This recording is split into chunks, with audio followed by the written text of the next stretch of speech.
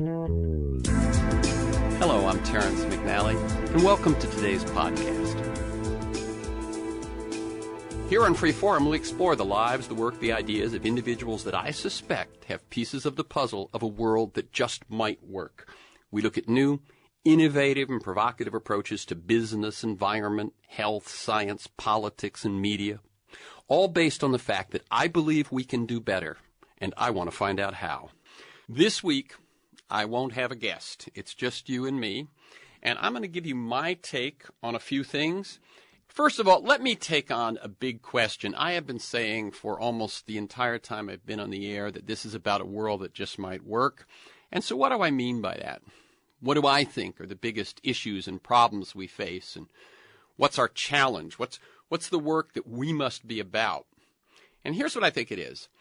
We need to accelerate the transformation of human activity, particularly as practiced and promoted by the multinational corporations in the U.S. and abroad, from the current emphasis on short-term material production and consumption to an emphasis on long-term learning, meaning, satisfaction, from a culture of greed and competition to one of respect, connection, and cooperation. Now that is a major, major task. Also from a worldview that sees reality as a dead machine to one that realizes that reality is alive. It's a living system.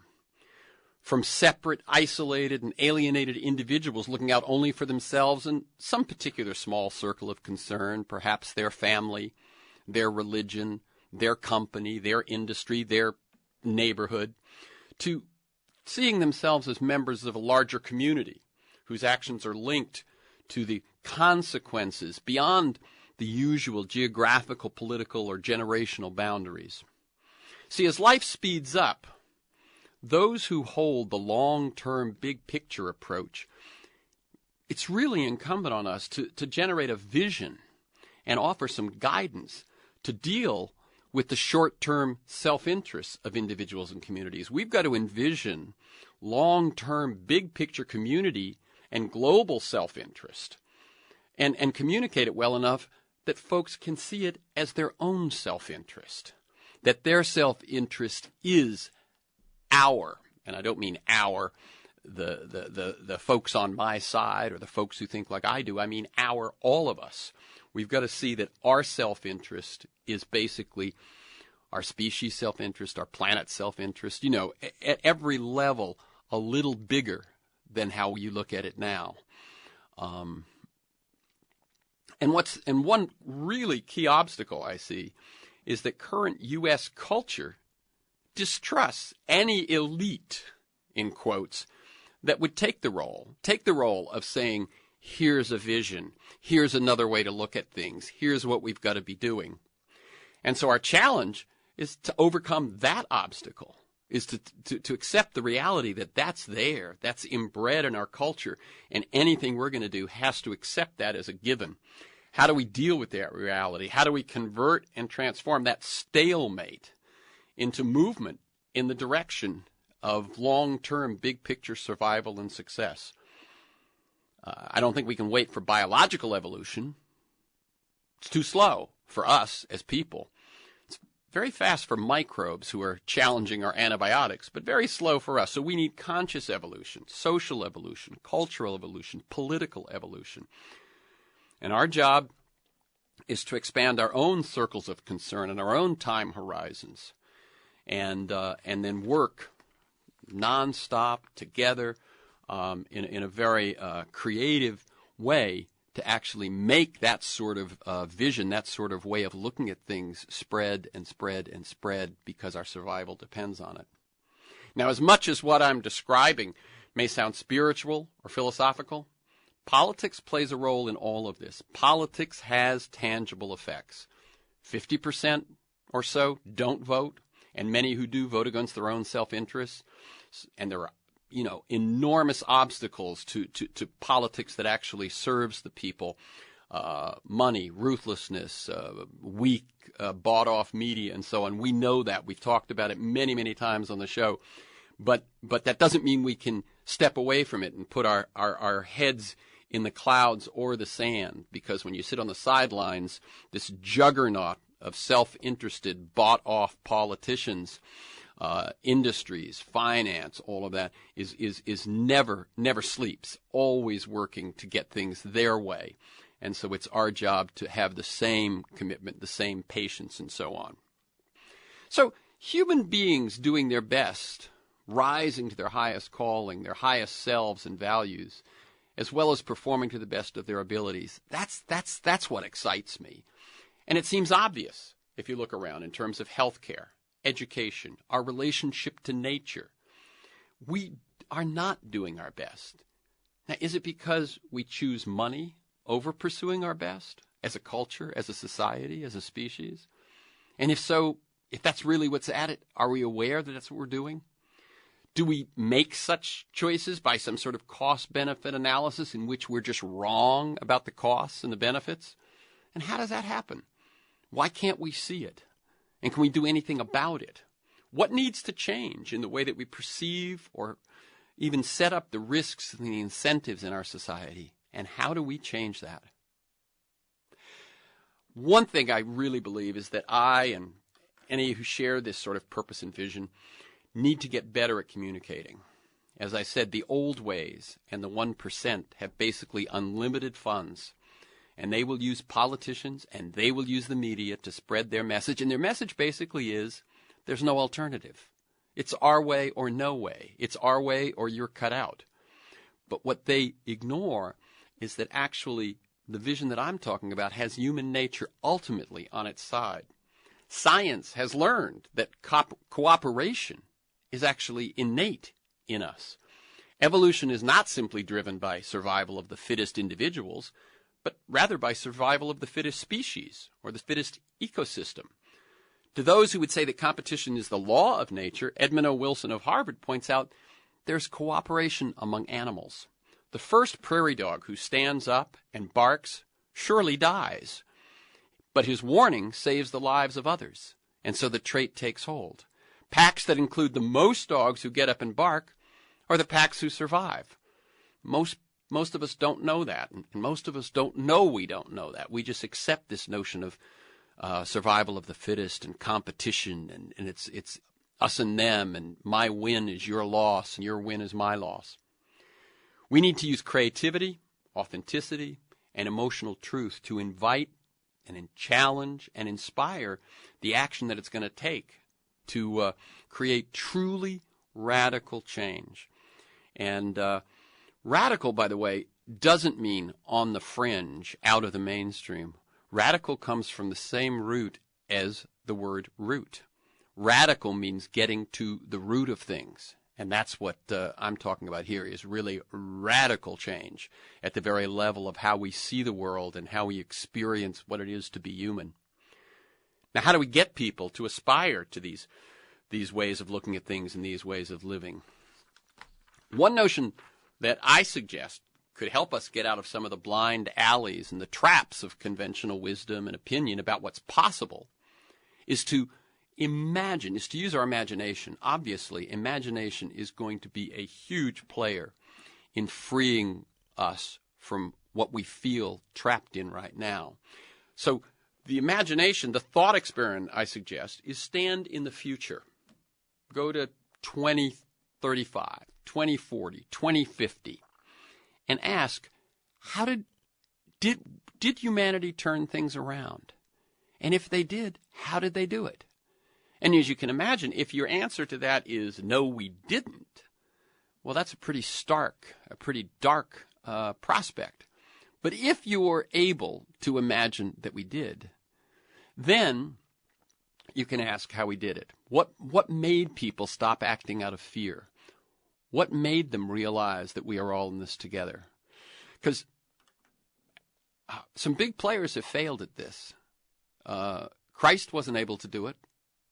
Communism wasn't able to do it, although both of them actually say it's what they're about, but didn't happen. But rather than focus on the obstacles in front of us right now, as I've been laying them out, we have to imagine a future in which those obstacles have been overcome and then work backwards. with the freedom of, well, how did that happen? How did we do it? And imagine what changes. Some are probably social. Some are probably technological. Some might be political. Some might be terrible crises that finally led us to realize how serious things were. That may be what it takes. Rebecca Solnit, the wonderful essayist who has been on the show a few times, she has a wonderful book called Paradise in a Place Called Hell.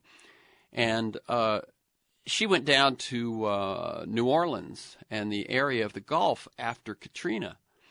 And when the news reports were all emphasizing looting and violence and lawlessness, what she actually found was people who were pulling together, people who were communicating with perhaps people they didn't normally communicate with, collaborating with people perhaps they didn't normally collaborate with, because there was a common plight they found themselves in. And she, realized that, in fact, this is what happens in our lives. When the earthquake happened here in '94, people pulled together. When the snowstorms happen, obviously we're actually getting to practice this more and more these days because we have more and more of these natural disasters. What she did was she went back and she looked at 6 different disasters, the 1906 San Francisco earthquake, etc. And she found that this was a recurring pattern, that a common danger, a common obstacle brings us together. It makes all the sense in the world. So that's what I suggest, is that we begin to imagine we have pulled ourselves out of this, imagine that we've succeeded, and then imagine how we did it. If we can change the story, we can change the world. And if we can't change the story, then we probably can't change anything. And so that's kind of where the next hour shakes out. This takes me to much of what I do when I'm not working on this radio show. I teach individuals and organizations to tap the unique power of story and narrative.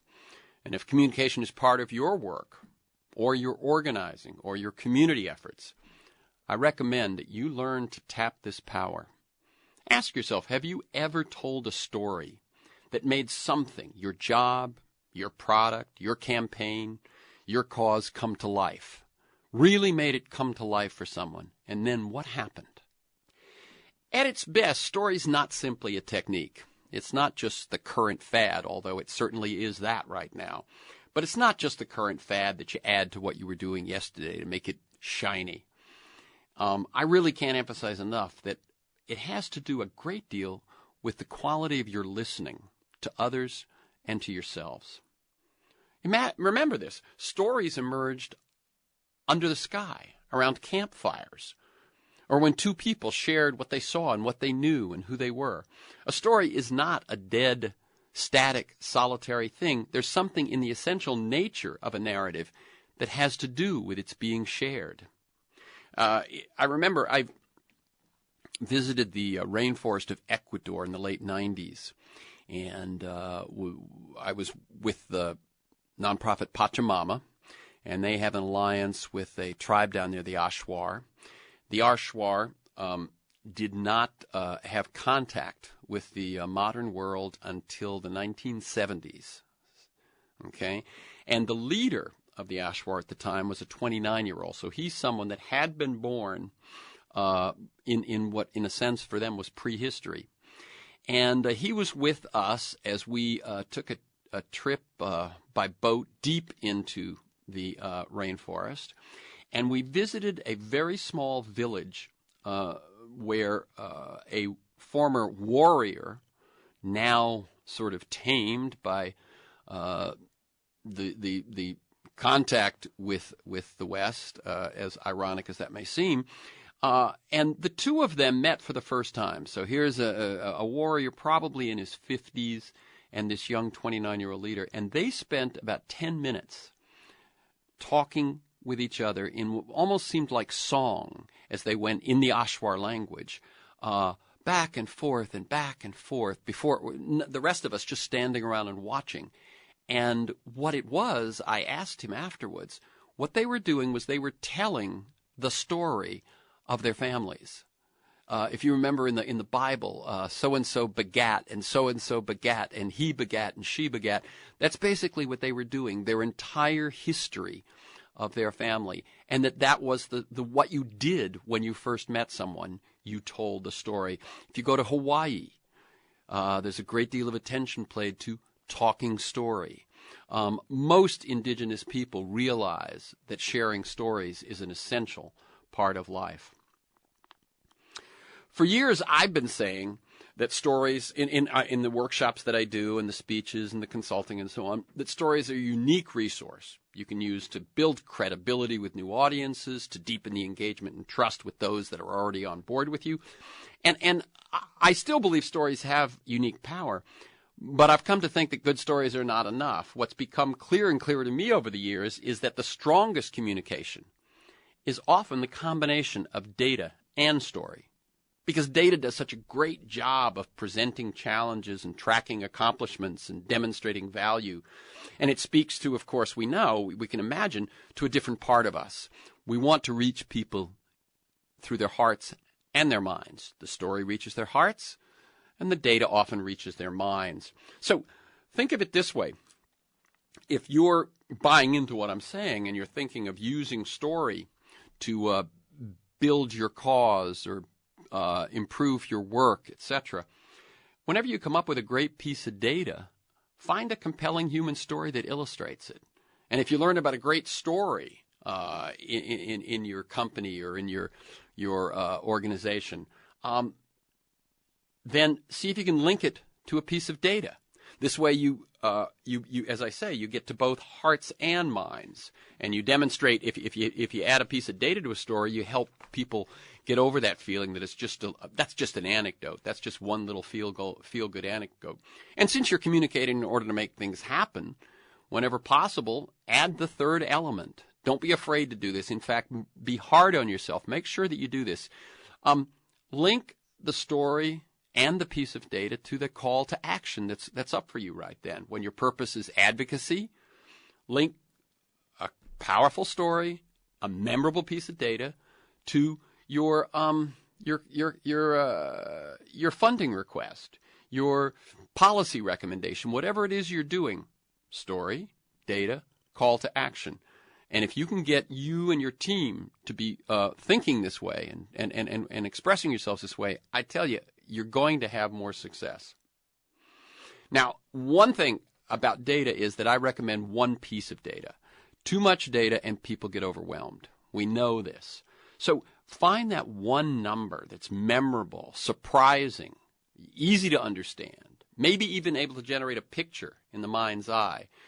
And so what I'm saying is I believe you need to get better and better at delivering these story packages. Powerful story, great piece of data, clear call to action, and that this is something which can move people and get through to them in a way that other things can't. I work mostly with nonprofits, foundations, and public agencies, and they have great stories about people, about courage, about change, overcoming obstacles, achieving goals. And so what my job when I'm working with them is to say you have this enormous asset, this very valuable asset, and you have to use it. Now, one question that I think is essential to understand is, why is story and narrative so powerful? What is it that makes it powerful? What do you think?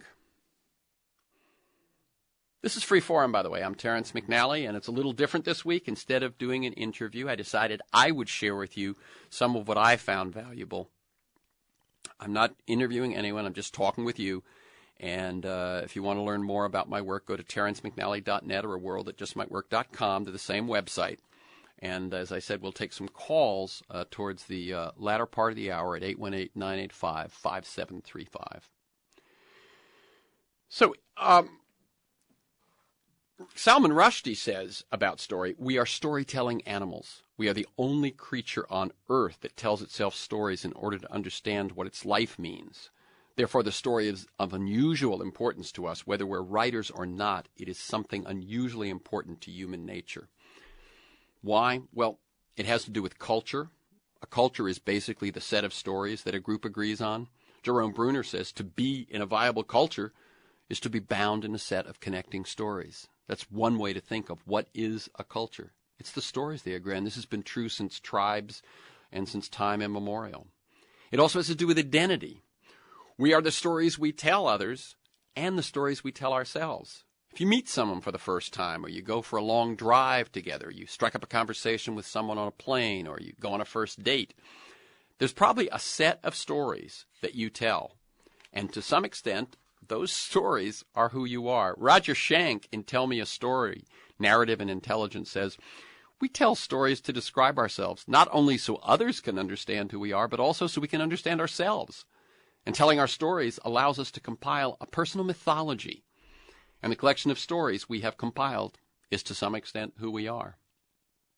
Then it has to do with memory. And this makes great sense in terms of our history and our evolution. Until the invention of writing, stories how we remembered enough to survive. Stories are basic to the human memory process. The mind establishes a storyline, and the memory of one event triggers the memory of the next. So if you have important facts that you want to deliver, put them in a story. Think of it like a necklace of pearls. And your facts are the pearls, and the story is the necklace. It has to do with framing. Here's a very important thing which, if you watch politics in America, is clear as a bell. Facts do not have the power to change someone's story. Your goal is to introduce a new story that lets your facts in. Okay? And we see this over and over and over again. You hit yourself and you say, how can they, that's just wrong. Whether it has to do with climate change or the war on drugs or health care. I mean, any issue you look at, there are beliefs that are put out there that just the facts don't back them up, and yet they have power. And then you'll see people, and obviously I think President Obama has been guilty of this on a number of occasions, thinking, and we all have. I mean, we'll confront somebody and we'll come up with, but didn't you know, and we'll tell them some fact. Doesn't make any difference. In fact, I had Chris Mooney on the show talking about the Republican brain and why Americans don't believe science. And it turns out that actually sometimes you tell them facts. People hear facts that contradict their story. It makes them more insistent than ever that their story is true. It doesn't make sense, but it's the way our minds work. I think the Republicans over the years have been much better at this framing.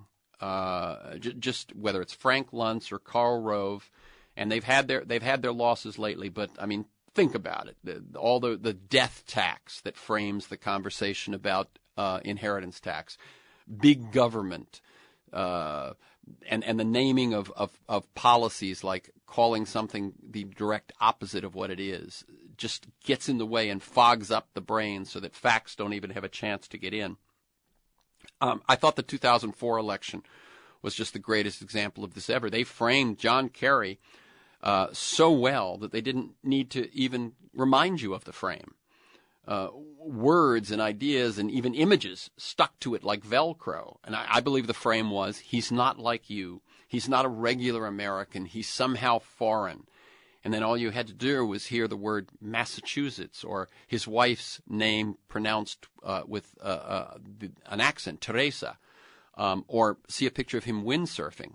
And they all just reinforce this notion. Now, what's interesting is I've been citing that example for years, but the Obama administration copied it skillfully in 2012. In an interview in Rolling Stone, former Clinton consultant James Carville said exactly that. As soon as Romney was nominated, and while he was making the transition to the general election, they spent a lot of ad money defining him as one of the 1%, a private equity guy from Bain Capital who cut jobs and outsourced jobs. And Carville says that the reason that the video of his statement about the 47% who pay no taxes had such an impact is because it confirmed the image that the campaign had already been putting out. Okay?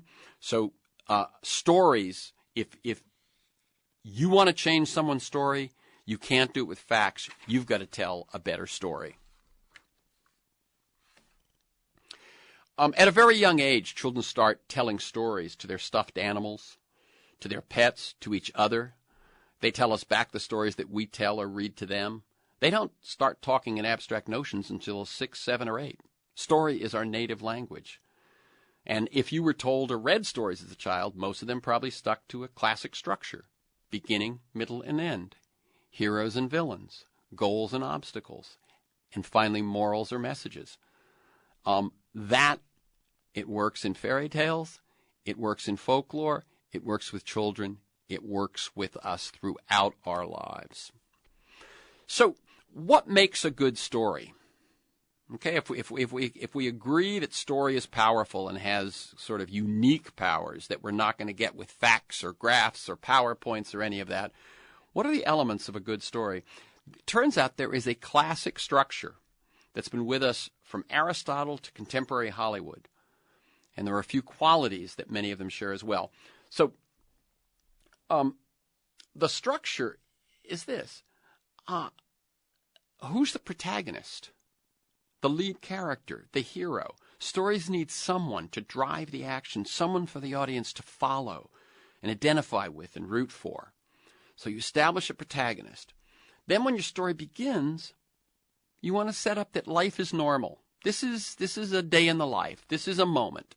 I'll tell you a quick story, and you'll see the examples in it. This is a story. I heard it from Andy Goodman, who also does a great deal of work with story and narrative.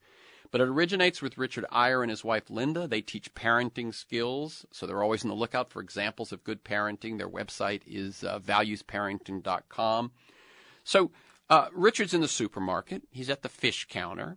His number's been called, and he's just about to place his order when he hears a woman nearby with a screaming 2-year-old in the shopping cart.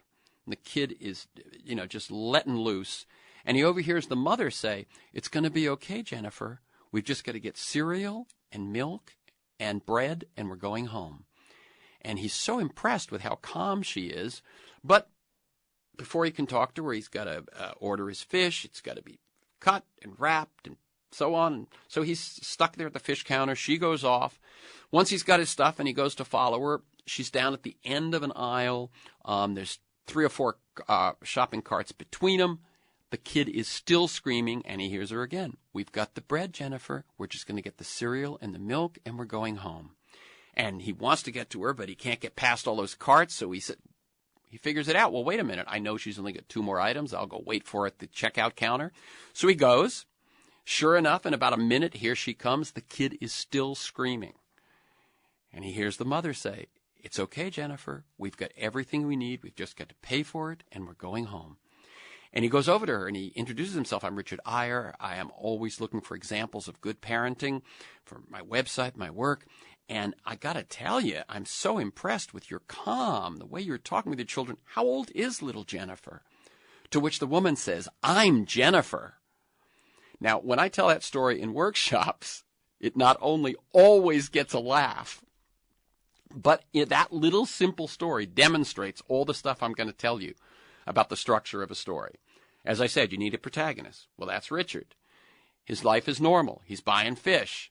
Something happens, and this is the key thing in a story. Something happens that interrupts the status quo, that interrupts normalcy, and that inciting incident sends your hero off in pursuit of a goal. In this case, it's he overhears the mother and child, and he wants to go find them. In movies, basically, most movies are set up in a 3-act structure, and in that first act, we get to meet our hero. We watch them. We get a setup of what their life is like normally, and then something happens, and that something sets them off in pursuit of, the pot of gold, the love interest, the career, whatever it is. And now here's the thing: if you have a story for your organization or your company or your cause in which you set out to accomplish something and everything went perfectly, A, B, C, D, accomplished, it's a wonderful accomplishment. Congratulations. But it's not a great story. Because what we like in our stories is obstacles and barriers. It's how our hero overcomes the obstacles to achieve their goal. That's what makes it matter. That's what makes our empathy, our caring, our emotional involvement. And if you think of it this way, Shakespeare tells you that the Montagues and the Capulets are involved in a blood feud before you even meet Romeo and Juliet. Or to put it another way, Superman without kryptonite is boring. Okay? You need obstacles, and that's where it's in the overcoming, as I say, the overcoming of the obstacles and the barriers that you learn what resources your hero has. Is it charm? Is it strength? Is it stamina? Is it courage? What is it that helps them get over these barriers to achieve their goal? Now, let me say that when someone in a workshop or a client gives me something and says, is this a good story? I've tried to boil it down for myself and see what I'm looking for in sort of shorthand. And here's what I look for. 3 things. First, is there at least one flesh and blood character? Okay? One flesh and blood character to write about organizations, to write about ideas, to write about movements. There's Powell, or to tell stories about them. It's better than a graph. It's better than a dry academic case study. But if you can give them a human being, then you've got something. You've got something to work with. You've got something to identify with. Second, so the first thing is one flesh and blood character. And what do I mean by flesh and blood? You've told us enough that we can actually get a feel for them. We can see them in our mind's eye. We care about them. Doesn't take a lot, but just enough that we can do that. Then, second, does something change, or does a question get answered?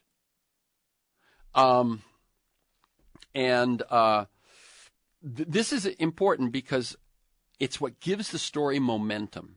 You set something up. This is that goal that's set up in the first act. This is something you set up when you're telling a quick story. You set up either a question at the top or something that is going to be that the story is all about the change, from being alone to being in love, from being broke to being Slumdog Millionaire. Right? It's that the change that you tell them about that we're looking for in the first act, and then we follow that. And so and as I said, that gives you the dynamics, the momentum that keeps you going. And third, do you give us some scenes in your story? Whether it's a brief 1-minute story, or you've written a 3-page story, or it's a 10-minute story, whatever it is, do you give us some scenes between a couple of people or more where there's actual dialogue? When you give us a scene and have 2 people talk to each other, we listen differently. We know we're not just listening to facts. We know we're not just listening to description or ideas. We're listening to people. When you put words in the mouths of your characters and have them talk to each other. So what you do is you're telling a story. It's about a 2-minute story. 2 or 3 times, you just go, as I did with Richard in that story about Richard and Jennifer and Jennifer's daughter.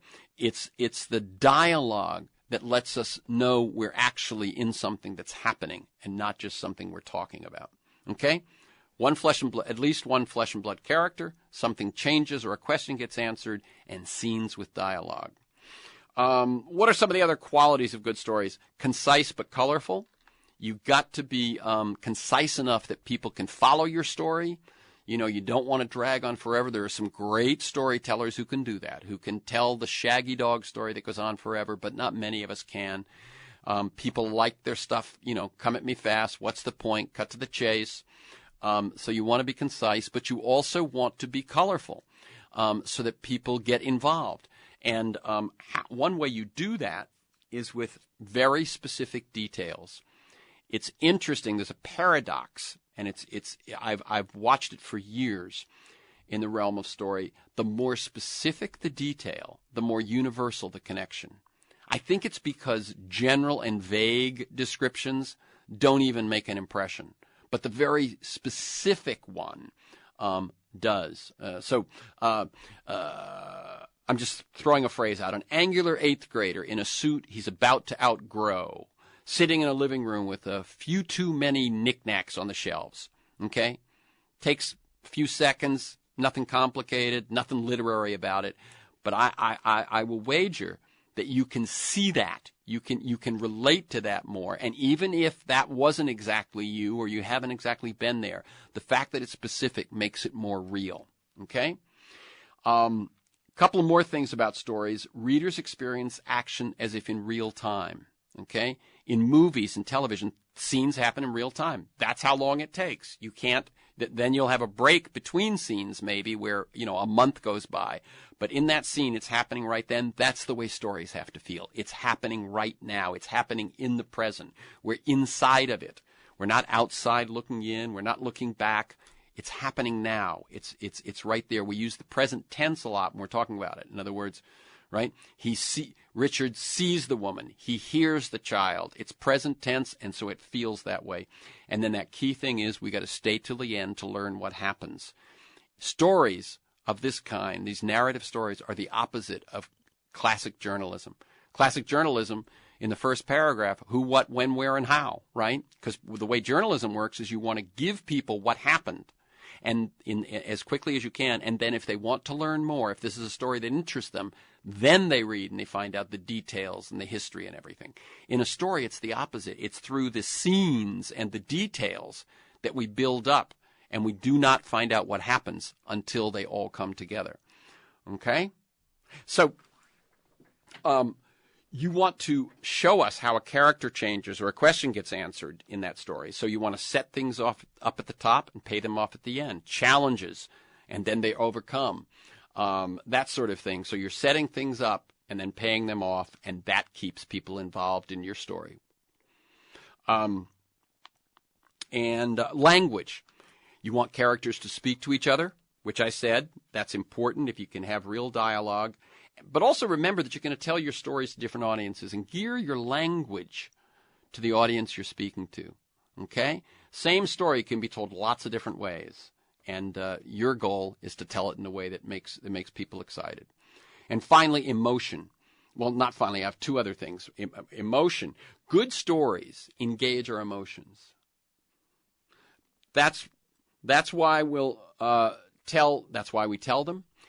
Narrative carries emotion as well as information. And in fact, that's sort of the deal that you make with your audience. I'm going to slow down a bit here. I'm going to take a little more time here. I'm going to tell you a story, but it'll be worth it because it's going to engage your emotions. Okay? Finally, show, don't tell. Important scenes can't take place off screen. If there's an important change in character, don't go, and then he was completely changed. No, show us the scenes where the changes happen. Show us the scenes where challenges are overcome. Tell us that. Imagine you've been to movies where an important scene happens off screen and you go, wait a minute, what a ripoff that is. No, give people the crucial scenes. And I'll tell you, in my workshops, this is something that is hard to come by. People don't realize that they've done it.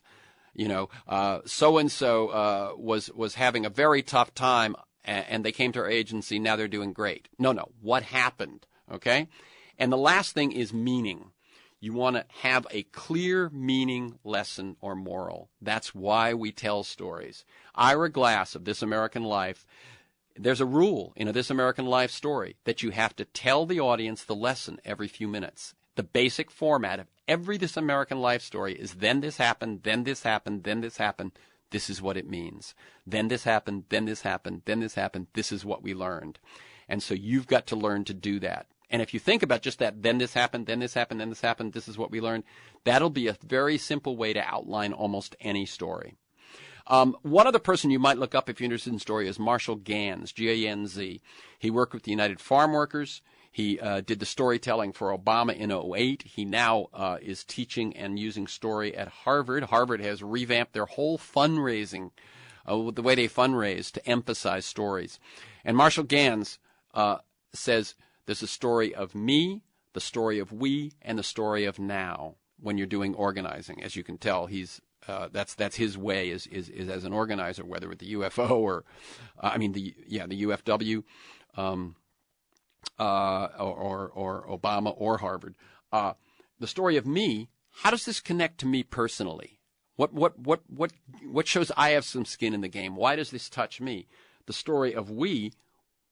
How are we in this together? Why does this matter to you? And the story of now. Why is it urgent? Why is it the need to pay attention and do something right now?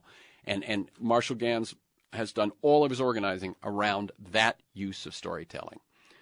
So finally, remember, beyond all those hard criteria I talked about, structure, protagonists, details, obstacles, the bottom line as to whether or not you've got a good story, a compelling story, is, does it connect?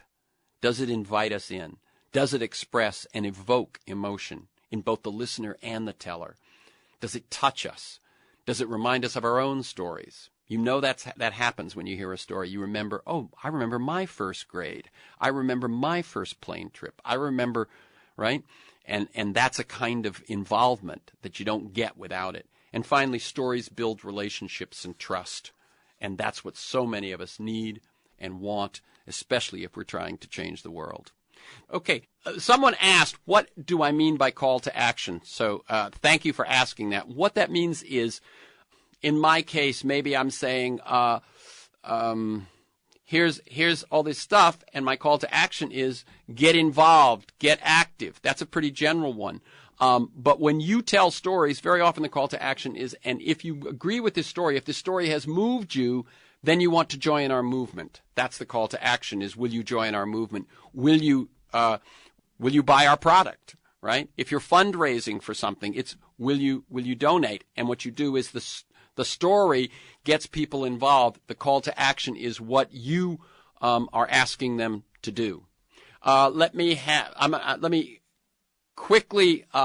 I'm going to answer Dan. What are the biggest challenges in the global transformation? I think that's much of what I talked about at the start. It's that the overwhelming, nonstop, 24/7 juggernaut of multinationals and their servants who they have bought, whether it's governments or media, they have set up a certain reality. And that reality serves them, and the people change and the names change, but the basic system goes on. And what we have to do is find powerful stories, meaningful stories that will move people to question the given narrative, question the given way of life, and see their own power. I think a great deal of it is that we are told we are not powerful. We are told we are weak. We are told don't bother. We are told there is no alternative.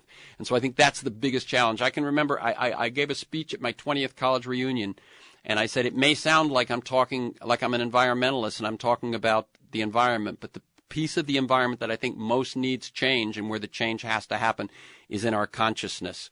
We have to inspire people and challenge people to think that we actually can do better, that we actually can do differently. I think that's the biggest challenge in global transformation. For this week's conversation and many other interviews, articles, transcripts, and to join me in pursuit of a world that just might work, go to terrencemcnally.net or aworldthatjustmightwork.com. They're the same website. If you want to receive my weekly email announcements of upcoming guests and issues, sign up at my site or email me at temcnally, temcnally @mac.com. You can also subscribe and listen to the Freeform podcast on iTunes. Thanks to G, my engineer, Stan Mizrahi, and Mark Maxwell in production. And to you, my listeners, I look forward to being with you again next week.